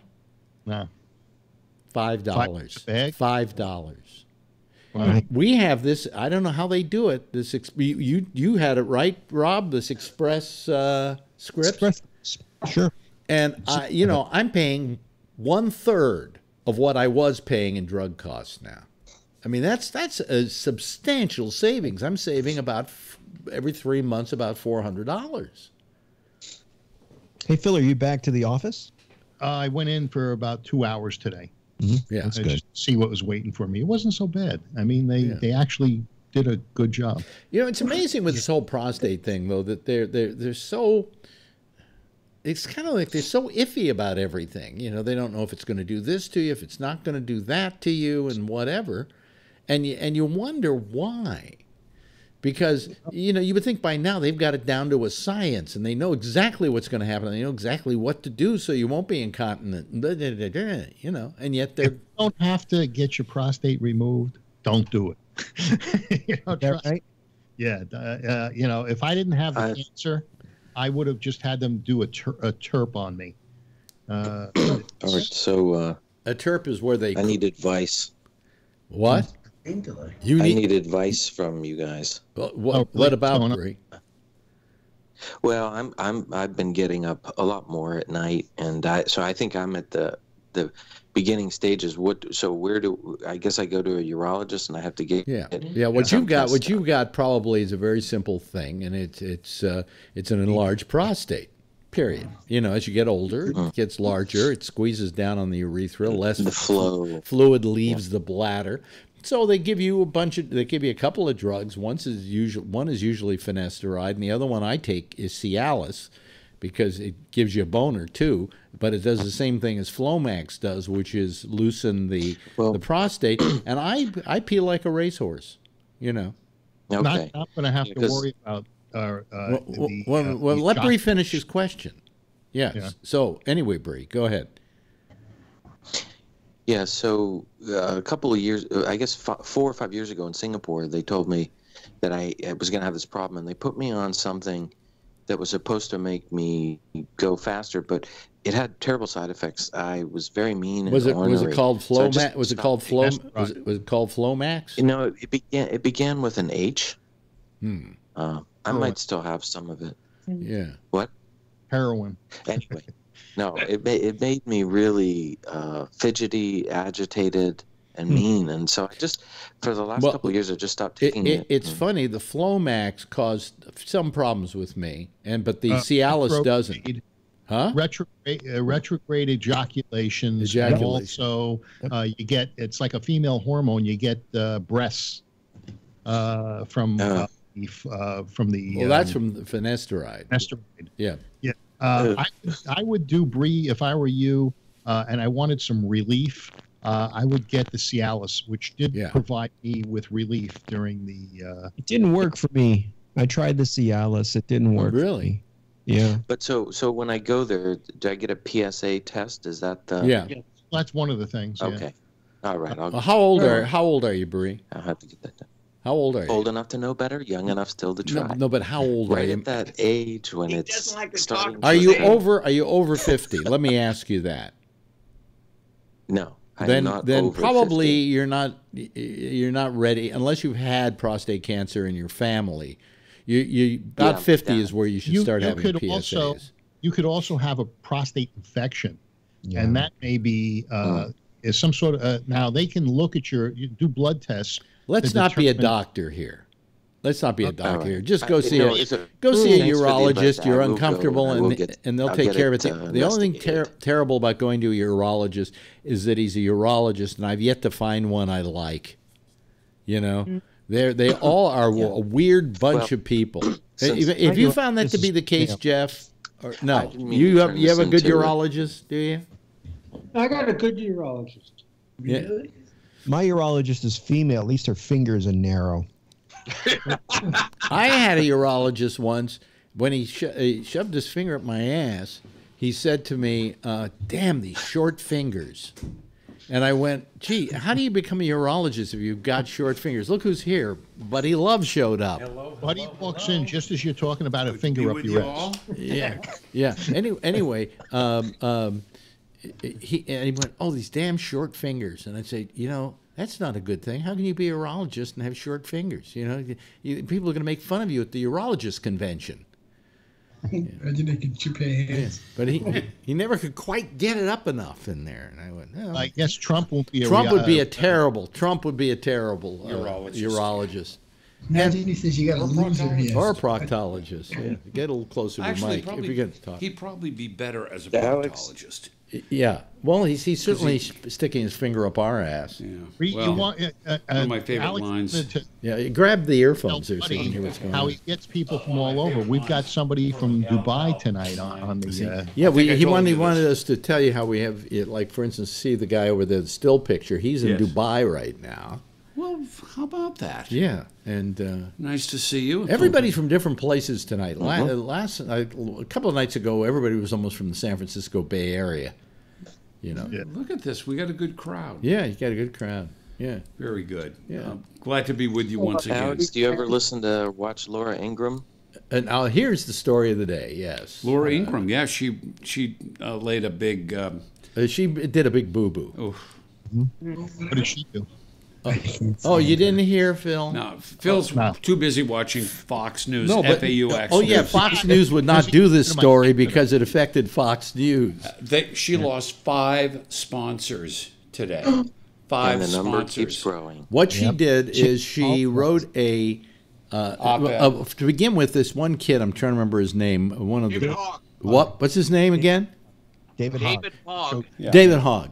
He went on TMZ. I saw the thing, and it was just they heard about this, so they called him, and he said, "Oh yeah, it's true that he was turned down by the California college system, the University of California, UCLA, and so on." He's a 4.1, and he's a 4.1, which is pretty good. How do you get that? Yeah. Well, how do you get A plus? A plus in all your subjects. It's the only way. AP courses. 4 or 5. How do you get turned down if you're a 4 or a 4.1? Yeah, what do they do? But anyway, he wasn't griping about it. He wasn't moaning about it. He got a call from TMZ. They asked him. He said, "Yeah, but he said I've got enough of a time trying to go out and save the world like I'm doing, and I don't have to worry about that sort of thing. I'll find a school somewhere." She then puts the thing out going, "I heard him belly aching or whatever about not being able to get into colleges." And everybody went crazy. They went ballistic. Because everybody from both sides of the aisle, not just the liberals. And so Hogg, who very rarely replies to these things, said, here's a list of Laura Ingram's sponsors. Do what you will. And within the day, five of them dropped out of her show. Big sponsors, Wayfair. And so she went back online in an uncharacteristic move for Laura Ingraham and apologized profusely. Ooh. Yeah. But there is something too little, too late. But there is something about that. If you're going to hire Laura Ingraham, this is who she is. Yeah. Well, and absolutely. That's what I was thinking today. TripAdvisor, Nestle, Wayfair, Hulu are some of the advertisers. Yeah, 5 of them. Yeah, but everything in this business has to do with timing. To a large extent. Well, also remember, advertisers are very timid, but I do agree with what was said by Rob, and it was something I thought today, is that I'm going to have to err on the side of Laura Ingraham on this one, only because she is hired to be controversial. Now go take a bath. Huh? Now go take a bath. Yeah. You got to err on the side of Laura Ingraham. You need a bath. Yes, right. I feel take a shower. I feel sullied, but nevertheless, I think you feel the same way, Rob. That you hired this woman to be controversial, who you got. And when she is, you get chicken shit. Yeah. I mean, you're creating a situation in which people, in order to keep their jobs, are going to go out of their way to be controversial, and sometimes they're going to have a misstep. Yeah. And that's like what Mel Karmazin did with Howard Stern. He stood behind him. Yeah. He stood by him, in spite of the fact the FCC was talking about taking licenses and doing this and doing that. And he just threw every legal thing he could at the FCC and said, fuck you. This is my talent. I hired him to do a job. He's doing it. And you can blow me, basically. And so for Fox to suddenly become chicken shit when somebody who they hired, who was supposed to be hired as a loose cannon, became one. Is one. I mean, she was wrong. She was wrong to do what she did, but nevertheless, Fox is not what they were when they were under the Ailes leadership. Yeah, now they're a propaganda machine for Trump. They are a propaganda machine for Trump. That's all they are. If that's what you're watching, you're not getting 1/100th of the story. They're getting weaker and weaker because he's hiring all of their on-air personalities for cabinet positions. Yeah. What do you mean all their on-the-air people for cabinet positions? Who has gotten a cabinet position? The only one that I know of is Kudlow, and he's over at NBC. And Bolton. Bolton's not a Bolton was he was White a Fox House guy. Jobs. What? The White House jobs. No, but I'm saying the Bolton. You mean the former? He was just a commentator for Fox. He wasn't really a Fox personality or anything. But he was a Fox talking head. Commentator? Huh? Kudlow was he a commentator? Well, he had his own show for years. Yeah. Okay. We see. I don't watch that much Fox. Thank God. Well, he wasn't on Fox. Kudlow was on CNBC. Oh, I don't watch that. So wrong. Everybody have a drink. This is new. Phil was wrong again. Hey, I'll do it. All I know is if he gets his news from those guys, there are fewer and fewer of them left. You got Hannity and a number of other people that are still left, but what's his name? The Irish guy. He's gone. Got Chris Wallace. Yeah, he's still on. Chris Wallace is still O'Reilly. there. O'Reilly. Oh yeah. Riley's gone. Yeah. Tucker Carlson's still there. Tucker Carlson is still he's there. still there. Does everybody remember when I used to be a regular on Tucker Carlson's show? Bill O'Reilly again. Huh? I was watching on YouTube. I watched Larry King was interviewing Bill Maher, and Bill Maher said that he was going to do another debate, I think, with Bill O'Reilly coming up. And I thought, it's a little strange because Bill O'Reilly doesn't really have a platform anymore. Yeah. In a major way. So Bill Maher is kind of, I think, being nice to him to, debate him. Yeah. Yeah.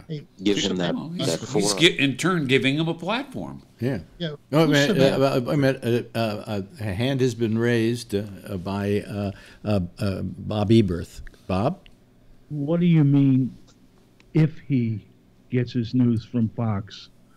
The other day, they started saying, well, we could pay for the wall out of the military's budget by declaring an emergency and saying that all these terrible Mexicans can get here because there's nothing to stop them. So what does Trump do? He starts talking about paying for the wall. Oh, no, he watches Fox and Friends in the morning and then simply parrots what they've said. Yeah. Well, how do you feel, Phil? How do you feel about that? Come on, you can't be happy with this. Because I don't know that that's true. You can't be true because you're not a moron, and Trump is. How does a non-moron stand up for a moron? Is what I want to know. Because I'm happy with everything he's done. Plus the fact, if you look at his approval rating amongst Republicans, it's in the high 70s or mid 70s. Yeah, but there are less Republicans now than there were before he went into office. So, well, 1 in 5 don't like him, but 4 and 5 do. Look, it doesn't matter if his base is still there. I said this last night because his base isn't what's going to get anybody elected. Okay, yeah. His base. It was the middle grounders, the people who were vacillating between both sides, who made their decision for Trump that got him over the top. I don't know if he's going to get that again. Well, no, he won't. I don't think he's going to run again. I think the only reason he declared that he was going to run was so that he wouldn't be a what do they call those guys that are at the end of their candidacy? Lame duck. Yeah, he didn't want to be a lame duck after the first year. And, in his case, because of his taste in furniture, let's say a LeMay duck. Yeah. That's lame. LeMay. Yeah. Who's Savannah Guthrie? Savannah Guthrie is the host of the Today Show. Yeah. Yes, she's sorry for swearing. Yes, I heard it. She said shit. Oh, yeah? Yeah, I love this country, It goes. How do you feel about this, Scott? You haven't talked tonight about the fact that Savannah Guthrie says shit and everybody gets apoplectic. Yeah, you do it every day. What'd you say, Scott? I like it. I like that she said shit. Yeah, I do too. Yeah, but I mean, if that happened anywhere else in Europe, for instance, they wouldn't even care. But how did it happen? What was if she didn't know she was on the air or something, and she was looking at her papers, and the camera was on, and she said shit. Oh, okay. I mean, you should know never to use 4-letter words in the studio. I never use them in the studio. The minute I left, I'd curse like a sailor. But yes, Bob. And they're all upset about these high school kids because some of them have used wordy dirties. Oh, really? On the air? Yeah, the Florida students? Yeah. Well, who is your favorite Florida student? Do you have one? No, I haven't followed it too closely. I like the girl with the haircut. That's exactly what I was going I saw a video today on Facebook where somebody put Hitler's voice to this David Hogg. Where he's got the arm in the air and all of those things straight up in the air. So it was a good. It worked. But I kind of like the girl with the short hair, and she was very funny because she was being interviewed by somebody, and they said, "Why do you think that you are so popular with the people who are following this story?" And she said, "It's the short hair." And I thought that's why I immediately fell in love with her, because she knew hey, you know, people will remember me because I've got this hair that's been so cropped short. It's you know, the Sinead O'Connor. Sinead O'Connor, yeah, or Shinehead, whatever you like. Yeah. Did you see her speech at the? Yeah. At the walk. Amazing. Those are some bright kids. They are. You know, that must be a very bright community because they're very bright kids. Especially for being in Florida. And watch out your foot on that. Yeah, especially being in Florida. Yeah, but that community must be. To begin with, I didn't see a lot of black kids in that school. It's got to be a wealthy white. It's affluent. Area, very affluent. Yeah. I think it's near Boca. Like in that area. Let me ask you this. I know this story. Of course, it's 17 students. But if it had happened, say, at a major black high school. Detroit or in Detroit or in Chicago, would it have gotten the same play that it got in this all-white community? There aren't many black shooters. You know, when you look at the demographic of who's doing these school shootings, it fits the profile for that area and those, you know, white kids, because they're white shooters. They're no father in the household. Usually they're using some sort of drugs like psychotropic drugs. Oh, here you go with your psychotropic drugs. You heard that one place, somebody giving that. Well, you just don't like Scientologists. But, I don't just not like Scientology. I abhor Scientology. So you know, they don't like drugs and they don't like psychiatrists. Yeah, and they also don't like anybody criticizing them. Yes, Rob. To answer your question, though, about whether if it happened in a black community and the students were, you know, black, I think I would like to think that it's the eloquence of the speakers, of the kids, and if it you know, that it would ignite the same passion in people. I'd like to think that. Do you think, for instance, this kid Hogg, I look at him and he's really very articulate. In fact, Marjorie said from the first day she saw him, he's going to be a politician someday. He is a politician. And he is a politician already now. But I've kind of felt as I watched him that he's kind of getting a little, shall we say, enamored of the spotlight. Yeah. Is that the best way to put it? Full of himself? Well, it's not full of himself. But they're meeting famous people. They're meeting all these rock stars, you know, that performed at these events and being treated, you know, I'm sure they're flying first class. I wouldn't be surprised. You know, that like Oprah and all these people that have backed them. Yeah. They're flying all over the country and they're seeing the world and, you know. Yeah, there were two of them here. You know, when I look at the infrastructure that was set up for the marches in not only in Washington but all over the country, there was like these huge stages with large sound systems. That I know from experience. This stuff costs money. Who's picking up the tab for this? People like Oprah and Clooney. No, I don't think Soros was involved, Phil. I don't know. You pull his name out of it. That's what they are saying. I said to my wife, we were sitting there watching it, and all these stars were coming on, and I said, this is bad. The minute they did that, I kind of like went, you know, I mean, come on. It taints it. Well, I think that the adults in the room should have stayed out of the spotlight. Yep, exactly. You know, I agree. There was no reason why they couldn't be there in the crowd supporting them and so on and so forth. But I think that when it looked the most efficient was when it was just the kids, you know, speaking, and that they were the stars. And I got to give it to Clooney. I haven't seen Clooney anywhere, but his money's in there. You know, Oprah stayed pretty well out of the mix. But who was singing the other day that I saw? Well, you know. What's her name? The black singer. The one from American Idol. One from American Idol. Jennifer Lawrence? No, Jennifer. Hudson. Yeah, whatever. Hudson.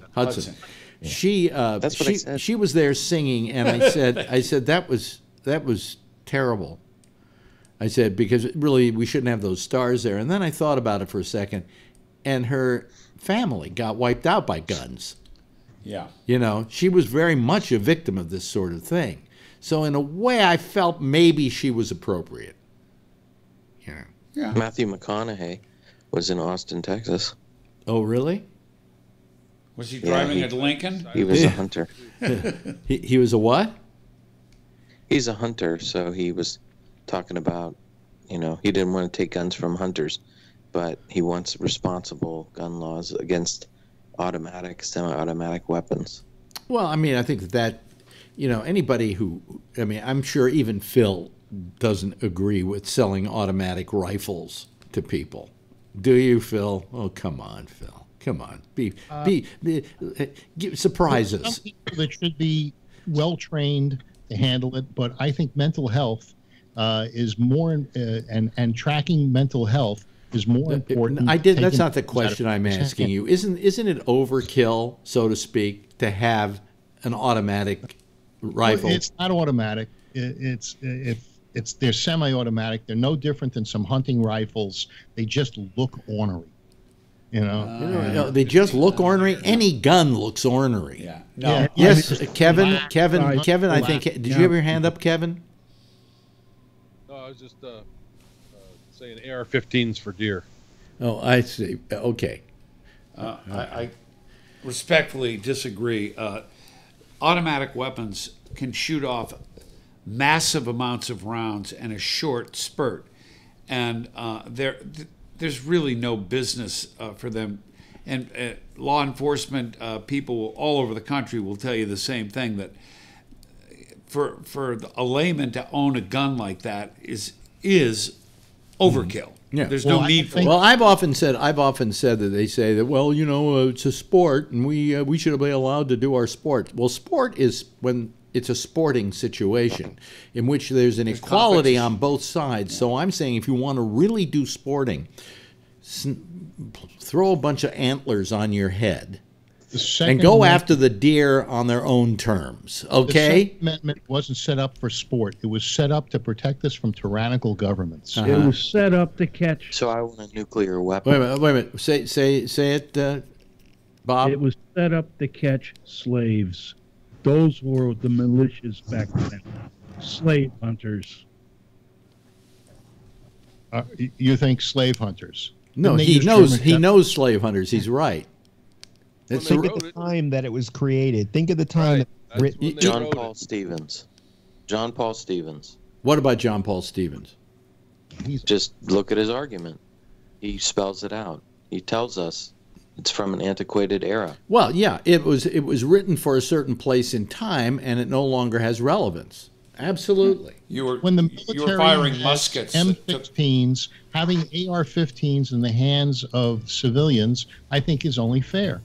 I see. Well, you see, I think that we should just with a rod.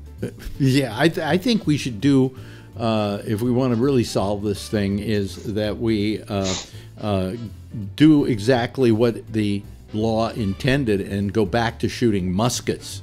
We have to have a single round. Yes, I love your National Rifle Association patch. Put it on your car and watch how long your car doesn't get keyed. You know what happened? If you pay the payments every quarter, they don't give you a jacket. The whole $1,500 up front, then you get the jacket. All I got was the ID card.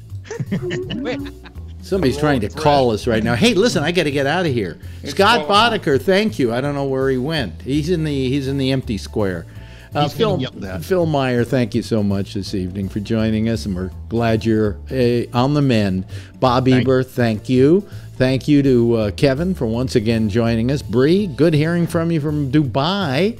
It's better if you can let us see a picture, only because that way we can know when you want to talk. Rob Alfano, thank you. Always, many things. Here tomorrow. What? You're not going to be here tomorrow? No, I'm gonna get at the crack of dawn and drive to family in New York. Okay. Well, have a nice Easter. And we should say that. Jeff Stein, have a nice Passover. Tony, have a nice whatever you have out there in Queens. Just go by my sisters. Yeah, going to your sisters. Yeah. It's the New York thing. Go to your sisters. Okay, everybody, wave goodbye, and we'll see you all except for Rob tomorrow. Bye-bye. Bye-bye. Okay, that's our citizens panel for this evening. Nice, happy bunch. We had a nice discussion going. Let me see here. Let me make sure that. I got to turn off all my stuff here on Skype. So the next show, which is the program called The Intersection with Jack and Amy, can use the lines. And also, let's see here, at 1 o'clock this morning Eastern Daylight Time is Connections. Tomorrow night at 9:30, Damian Chaplin will be here with the Exchange. The Intersection is next. Did I say the Exchange? The Intersection. Yeah, the Intersection. Let's get it straight. Anyway, and I'll be here again tomorrow night, same time, same station in life. In the meantime, if you see her, tell her I love her, okay? Bye.